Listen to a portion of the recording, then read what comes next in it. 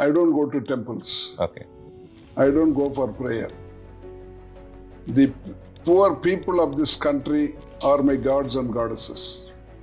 Schools, colleges, and universities are my temples.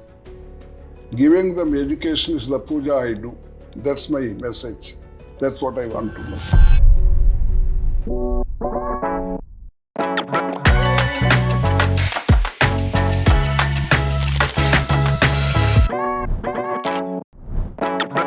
So I'll just start with your earlier journey, sir. A lot of people want to be a politician and they come from industry or education and become a politician. You did the other way around. You gave up politics to get into education. What made you do so? See, I never planned my career. I wanted to be an officer, and I wrote my MPSC and UPSC both. I got through IPS in 1962 batch. But since I was posted in Tripura Municipal Police, I could not consider. My father was not in favor of it. So I became a lawyer. I was practicing in Vellore courts for about 3-4 years. Then our late leader, Anna Durai, he called me and said, get ready for election. I was elected to parliament while I was 27 years old in 1967. So that changed my career. I never planned. It went on, but everything went well. For 10 years I was in parliament. First time I was MP with Anna. Second time, 71, I was MP with Kalaignar Karunanidhi. Then I joined ADMK. MGR wanted me to come back to state politics. I was elected to the Madras Legislative Assembly along with him in 1980. Then after his death, party was split into two. Jayalalitha faction, Janaki faction. I was with Madam Jayalalitha. Both of us lost the election because we lost our symbol. Karunanidhi won the election, but after 1.5 years, government was dismissed. Both the ladies joined together. We contested and won the election. I became a minister in 91. And up to 96, I was in active politics. Then I came out. Otherwise, this would not have grown so much if I had not come out of politics. But sir, see, you were a beneficiary of the public education ecosystem. Madras Law College. Of course, Layala is one part of it, but largely public education is what people like you and me have actually thrived on. And then you were in active politics, very, very active politics at a very senior level. It's not that you were one of those politicians who was all over the place, right? But still, you gave up something, beneficiary of public education, and set up a private institution. There should be something that prompted you to do that. See, this part of the state is a backward place. The northern districts, now they are divided into many districts. Formerly it was North Arcot, South Arcot and Dharmapuri. These are something like Bihar of Tamil Nadu. Most backward in economically as well as in education. I wanted to do something to these people. When I approached MGR as a MLA to start a government college here, because we didn't have any college in this area, engineering college. He said, I don't have money. If you are interested in Vellore, you start one, I will give you permission. That's how I was pushed into this in 1984. And he also gave me 100 acres of land at a small price. That's how we started with 180 students. At the time, my feeling was that I should produce an engineer from every village. Then it went to the state, India, now it has gone to so many countries. And I was given 180 students per year, permitted. 90 will be government quota, 90 will be management quota. Government quota will be sent by the Director of Technical Education, and 90 I can admit. Now it has grown. In 2001, we were given university status. At the time, my old friend, Atal Bihari Vajpayee, was the Prime Minister, and Murali Manohar Joshi was the Education Minister. They gave the university status and then started the growth. Then we started Chennai campus. Then subsequently we started campus in Andhra, in Amaravati, and Bhopal in Madhya Pradesh. Now all the 4 campuses put together, we have 100,000, 1 lakh students. And from all the states and union territories of India, and also from 73 countries as on now. It changes year after year. And we don't see any barrier here. No caste, religion, language, country, state. They are all treated as youngsters, students. And another important thing we are able to achieve is getting placement. That's where the parents are unable to do. They spend money, but they cannot get a job. So we have very good contact with companies within the country and outside the country. Last year we had about 900 odd companies, and 13,000 placements have taken place. I could not achieve this as a minister, MP or MLA. This is possible because once if somebody goes for higher education, gets an important position, that family changes, family goes up. So this is possible for the entire society and the country. That's what I feel that it should be done for everybody or every district. We are doing it at the local level. Sir, you also speak about industry-driven governance. Like I've heard you many times in many of the conferences where you talk of how we must be creating curriculum along with the industry, right, for driving student outcomes. Yeah, sir, we have a board of studies where we include people from various industries and senior institutions.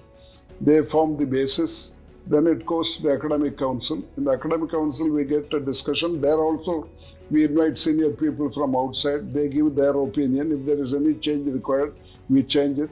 And we are updating our curriculum every year because it goes on changing. The world is changing. And we want to be on par with the changes. So it's being done. And also we make use of our old students who are working in various companies. They give their feedback. What should be done, what should not be done. That also we include. So we have an advantage of this so that all our students are placed. So talk about not just VIT but outside of VIT also, all the education ecosystem. Is there something that we as a country can do to have better student outcomes? Because there seems to be a lag between the student expectation versus what is happening currently. Is that something that bothers you or worries you? And not just about VIT, I'm talking about the education ecosystem. What you say is correct. But my feeling is if they are trained well for the market, they can go anywhere in the country or outside the country. Places or placement is available all over the world. Only thing is we should make them ready. For example, our own students are there in 84 countries now. Yeah. And they're all doing well. Whenever I go outside the country, my first priority is to meet them and find out how they are doing. They're all doing well. And the only thing is, small institutions, they are unable to train them. Many institutions, that's the problem. If the government takes initiative, it can be done. But is it training or the access to the companies, sir, that deters? Sir, companies always, they want their own people, what kind of people they like. We cannot go and dictate to them. We have to see that whatever they want, we give the qualification which they expect. Sir, being a private education space, you need to balance receipts and expenses, right?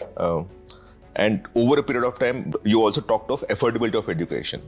You also talked of affordability of education, that education should be affordable to all. What is your take on affordability at this point in time? And do you see a dramatic opening up of this space in terms of education becoming more expensive of late? So, this is the most important point which you have raised, because many of them can't afford to go to higher education because the government is restricting its admission. Even though there are many government colleges and universities, their number is restricted. In fact, there are 22 government universities in Tamil Nadu. This is a leading state. Only in 2 universities you have more than 10,000 students. All others are 5,000, 4,000. In fact, one university is nearby. They have completed 23 years. This year they have reached 1,000. Because the governments, they don't want to spend more on education. That's the problem. It's not only one state, it's happening all over the country. Either they don't have institution, or if they have institution, they restrict the numbers in admission. So it becomes very difficult for them to go to government, and they will have to go to private. In private, they will have to pay fees, higher fees. Many parents cannot afford to. Some of them borrow and do it, but many of them don't send it. That's what we are trying to solve it at the district level now. We have started a scheme called Universal Higher Education Trust, where we encourage everybody not to stop with school, go and study whatever they want, either degree or diploma, and we give scholarship. So far, we have given 10,000 scholarship, and more than 50% comes from our own people, our teachers and non-teaching staff. Every year, they contribute 1 day's salary. That comes to about 60, 70 lakhs. Plus, we collect something from outside and give the poor student scholarship. Out of this 10,000, 2/3 are girls, mostly from poor families. So if this is repeated all over the country, it can be done. Well, probably the government should take initiative, both the union government as well as state governments. They should spend on education. For the last 50 years, the recommendation has been 6%. that 6% of the GDP should be spent on education. But we have never crossed 4%. Mostly it hovers around 3%. I just want your take on this, sir. Like my generation, when we studied, we never had to resort to debt, loan to fund our education. None of my cousins, friends and everyone, right? Today, I don't see anyone who is able to afford education without a loan. Where did we go wrong as a country? Nowadays, loan is available, but it's not given to all. Because they ask your status, whether you have property, land, etc. Even though officially they don't insist, unofficially they see the background. If you have property, own house, etc., only they give loan. But even if loan is available, sir, the larger question is, where did we as a country go wrong that we actually had to take a loan to do education, which is the most important thing for people? Sir, this is being done in some countries. Some countries, they give free education, higher education. Some countries, partly free and partly they give loan without interest. And you can repay it after going for a job. That's also possible. That can be also considered in our country. If it is not given free, they can give it as a loan and recover it after going for a job placement. I think I'll harp on this question a lot more, sir. Like I am charged 30 lakh rupees as fees. I am public institution with everything in place, 2.5-3,000 crores in the bank. They charge 30 lakhs as fees for MBA. I think you know that. IITs also are increasing their fees. So public institutions now are increasing their fees. Private, of course, they want to say that, listen, we are not subsidized, so we need to charge fees. How about public institutions charging so much fees? Sir, unless the public institutions come down in fees, it's not possible for private to come down. If they come down, then there will be a compulsion on the part of the private also to come down. And of course, I can't say that all of them are public motivated. Many of them are private motivated also are there. But I always consider running an educational institution should not be considered as a business. It's more a service than a business. And we should be able to help people, poor people, in whatever way we can. If that is done by all, it is possible. And the government should take the initiative. So you raise an important point about the private education and some of them, you use the word some of them. What is it, like critics often say that private education is largely run as a business, though I know for a fact that quite a few are running it properly and doing a good work because there is a lot of philanthropic funding, CSR funding that's coming in. How does private education, deal with this criticism and what should they do to change this perception, in your opinion? The perception is slightly different for quite a few places, if you will. Sir, see, it depends on individuals, families, background, etc.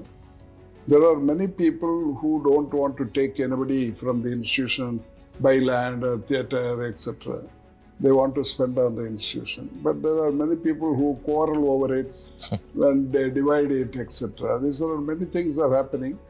But if there is somebody in one place who is a model, then others are likely to follow it. Sir, coming back to the student outcome that you mentioned earlier, if you look at the ITES services, I think the salary growth has not kept pace with the inflation growth also for quite a few of these companies. The salaries have almost remained static for at least at the bottom half level. Do you think the institutions could have done a bit more to get them to fall in line and increase the salaries? No, I always feel that the teachers should be paid more. because I studied the system in South Korea. There, if you ask a student, what do you want to become? He doesn't say doctor, engineer, I want to become a teacher. Because that is the highest paid job in the country. The best brains go for teaching, which is not happening in our country. It's very difficult for our own people, VIT. All our good students, they go to industry or go abroad. None of them come back for teaching. In fact, I am trying to influence them to come back for teaching. It's very difficult. So we have to pay them more so that all the good students come back for teaching. And talking of placement side of it, sir, because we're talking of student outcomes again, the big conglomerates that we have, which are hiring in large scale in these big campuses, they haven't increased their salary to keep pace with inflation also over the last 15 years. Pay well. But at the bottom half, they've not increased the salaries. No, in the industries. Yes, sir, the industry. Industries, they pay well. Most of them pay well. But if you look at, I don't want to take names, but the big companies like Infosys and all, over the last 15 years. The only thing is some of them go for retrenchment. But they also haven't increased the salary for the last 10-15 years. That's the problem. So do you think that universities like yourself or institutions could have done something to force them to pay more to the student? No, we cannot do that. You cannot it's do not possible. But otherwise, they will join some other industry. If all the good people, if they are not paid well, they will go to some other industry. So they are forced. We cannot do it, but the employees themselves, they do it. Sir, this about public spending, increased public spending is something that you mentioned about. Now we actually pay an education cess also, right, which is now subsumed to the overall budgetary thing.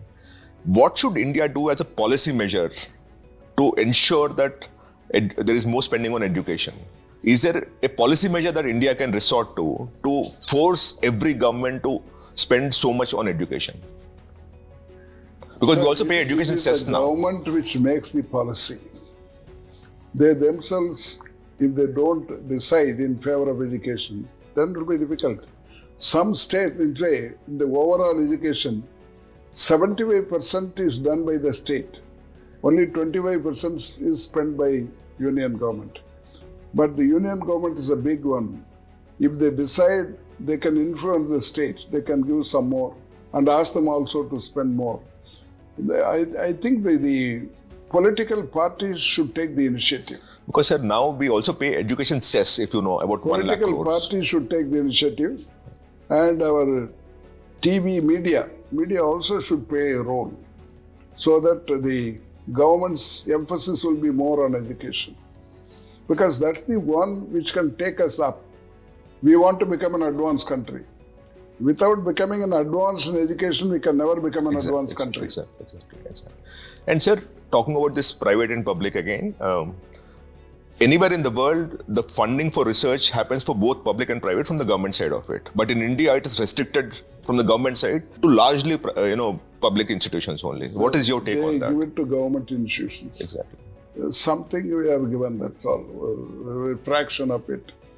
At least in research, we should be treated equally. Even though the policy says, new policy is not being implemented, all of them will be considered equally. It's not being done. See, we have 4,000 research students in Vellore alone. We pay them monthly stipend of 35,000 to 50,000, but we don't get anything from the government. No help from government.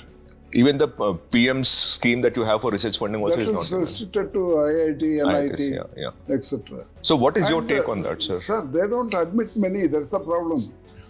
There are 23 IITs in the country. What is their strength? The entire 23 put together, it is less than 1.5 lakhs. That's right. VIT alone accommodates 1 lakh. They should have more students, including the research students, so that it will be beneficial to the society. Sir, India has always been good in the way that we created a policy, right? But it's never been properly implemented. It can be the IOEs where the government of India said that it will be there in the paper. So NEP also is a fantastic policy, if I will. But in terms of the implementation, is there a lag that you think something can be speeded up? Sir, only thing is, the important thing is, education should be given importance, which is not being done. As you say, IOE, It was decided, our name was there, but it was never implemented. We were one among the 10 in the IOE. And now the policy says there will be no affiliation. All will be done away with. There will be only 3 kinds of universities: research university, research cum teaching university, and autonomous institution awarding degrees. I don't know when it is going to be implemented. And they say there will be no regulatory bodies, no AICT, no UGC. There will be only one, Higher Education Commission of India. They say it is coming. Now we are 5 years. I hope government remembers it and brings a bill to create a Higher Education Commission, so that this the institutions are governed by various kinds of bodies. We should come out of it. The education institution should be given enough freedom. Sir, in the age of AI, with AI coming in, what is your advice to parents and students who are slightly worried about the STEM education, whether AI will eat away those jobs? What is your advice to parents and students out there? Sir, they have to choose a good institution, because unless they are paying, they have to choose a good institution. And the students must spend enough time on his activity for the academic activities. There are various kinds of diversion now. I would very much like all the students to concentrate. And finally, the duty of the institution, college or university, to train them for placement, to get them a placement. It's not possible for parents. That should be the duty of the institution. What would you want VIT to be known for at the end of it? At the end of this journey will continue, but what is your dream saying, I want VIT to be known only for this? We want to go up. For example, now in the QS ranking, in engineering we are 142. And in Indian ranking we are 7. I want to go within 100 in the world level.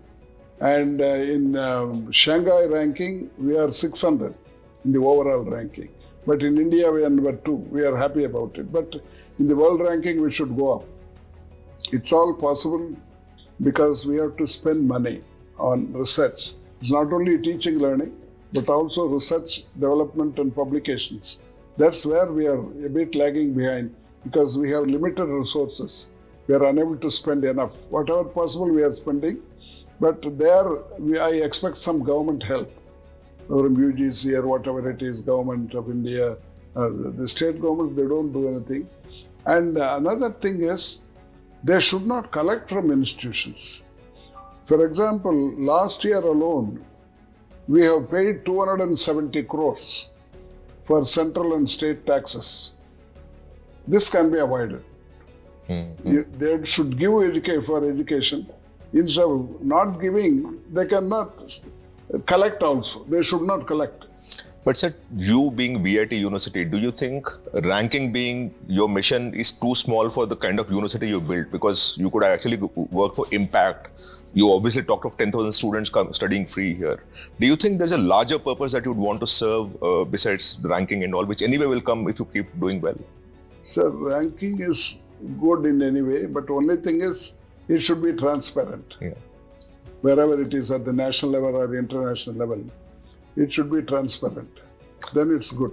And at a personal level, sir, what is the legacy you want to leave behind? At a personal level, what is the legacy that you would want to be known for? Sir, as an institution, I want this to be one among the best institutions in the world. I go around the world, US, Europe, etc., find out what they are doing, etc. And we have potential for India to come up. Many institutions can come up.